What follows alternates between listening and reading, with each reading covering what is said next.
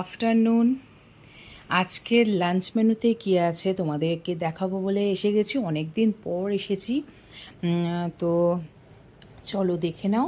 আছে দেখো এখানে গরম গরম ভাত।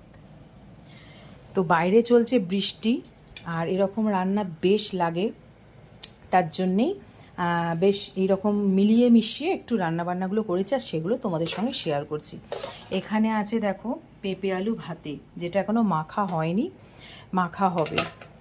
এখানে আছে দেখো দুবেলার পটল আর আলু কুমড়ো বাদাম দিয়ে একটা একটু মাখা মাখা তরকারি আছে। এখানে আছে পেঁয়াজ দিয়ে আলু দিয়ে টমেটো দিয়ে একটু পাতলা পাতলা করে পোস্ত, ঠিক আছে। এখানে আছে ডিম ভাজা যথারীতি, 4টে ডিমকে একসঙ্গে গুলে ভেজে নিয়েছি। আর এখানে আছে পাতলা করে, মানে একদম ঘনও নয়